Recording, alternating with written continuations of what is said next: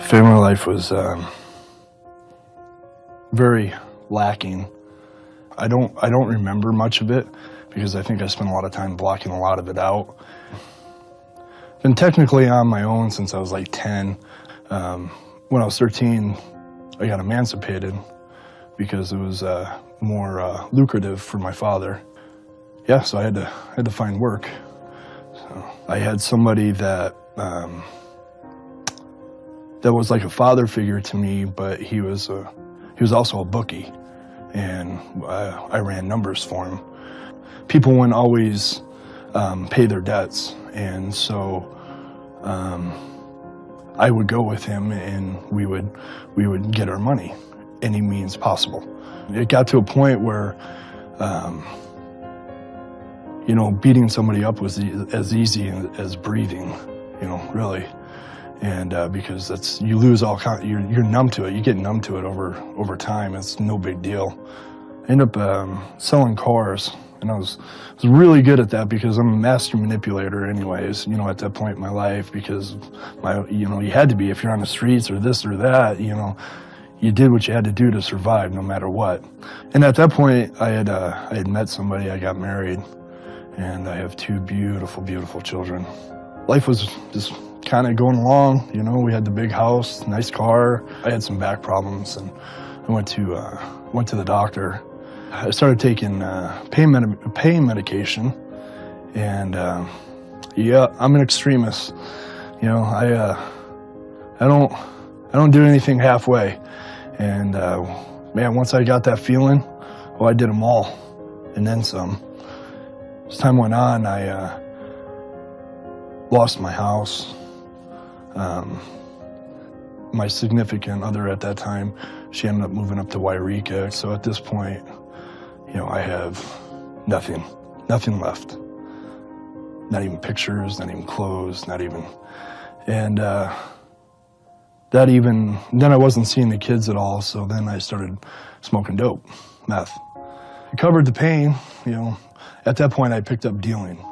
I found Clay Street, and it was right up my alley for what I needed to do over there. And, so I was there for a long time, and, it got to a point where, nothing really happened in that neighborhood without me knowing about or being okay with it.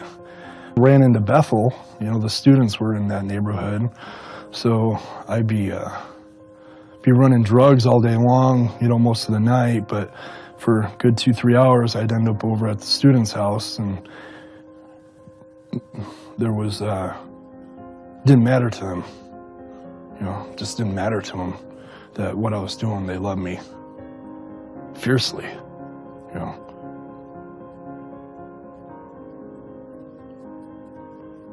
real fiercely.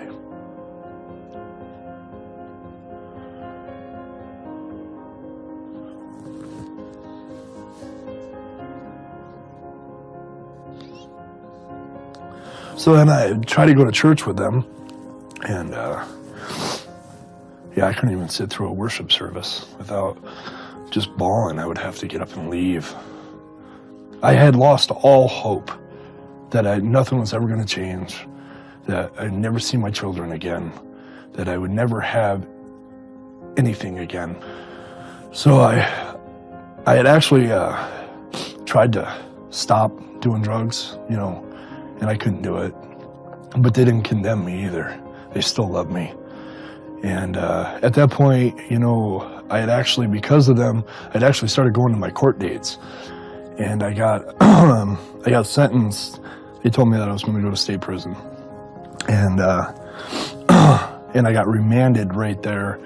So in other words, I got taken into custody. So I was sitting in holding cell. I said, I told God, I said, you drive, I'll ride, whatever you say goes. And at that point, I gave everything. I gave everything over to him. I just let him take control. And I asked Jesus just to come and just be with me. And within 10 minutes, I got sober. And I never had a withdrawal from any kind of drug. Smoked for 22 years, not even a craving for a cigarette. I remember sitting on my flat, my bed, And I asked the Holy Spirit just to come and tell me what's next. And we started a Bible study. That was pretty much what, it just kind of all fell into place. And it ended up being so big that for the last 45 minutes before lights out, they would open both tiers so everybody come out to Bible study. So those Bible studies were pretty powerful. People were getting saved. People were getting just healed of things. To see these men they're broken, and just, you know, these tough guys just break down and go, wow, you know, what a big God. Finally, I got sent off to high desert, and yeah, that was, I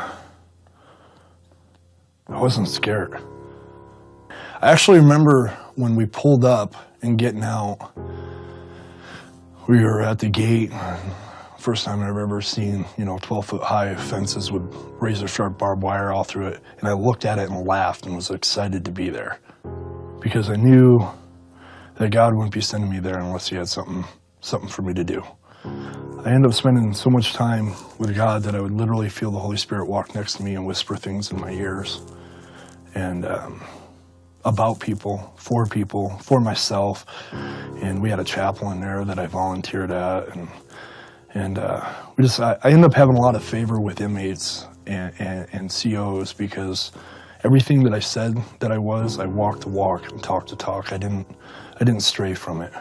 And so I did, I taught Celebrate Recovery. I was the head for NAAA, and then another program called CROP, which is Conflict Resolution Option for Peace program. I didn't have anybody on the outside here, so I didn't have anybody sending me packages in or putting money on my books. But you know what? I never wanted for anything. I always had food. I always had hygiene. I always had this and that. So as I was getting out, I had no idea where I was going to go. I got out on a Saturday, and I couldn't wait to go to church on Sunday. And I went to Twin View, and I just wept. Somebody came up to me and gave me a painting, a prophetic art painting, after the service that was a sun coming up. This is a new dawn of a new day.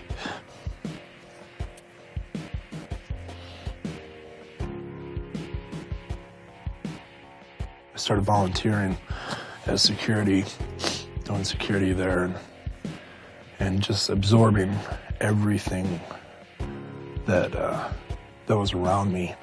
About 3 months ago, I had to sit down with the guy that does the hiring for security. Within a day, I did paperwork and they hired me on. At this point in my life, you know, I'm about to marry the most incredible woman in my life that I've ever met in my life. She loves my heart the way it needs to be loved. I've waited my whole life for a love like this. Now, you know, because our God is a God of restoration and reconciliation, that I can go see my children whenever I want to. And I actually have a good friendship. Me and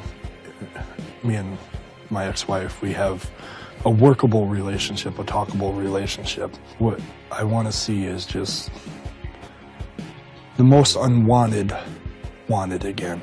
I want to be that face that they reach out to help them really receive the Father's love. You know, Isaiah 61:7 that says that your shame will be replaced with double honor. And I experience that on a daily basis. Doesn't matter where you've been, doesn't matter what you've done. You know what? If you take one step forward, he'll come running. Because I'm living proof that the worst of the worst can become the best of the best.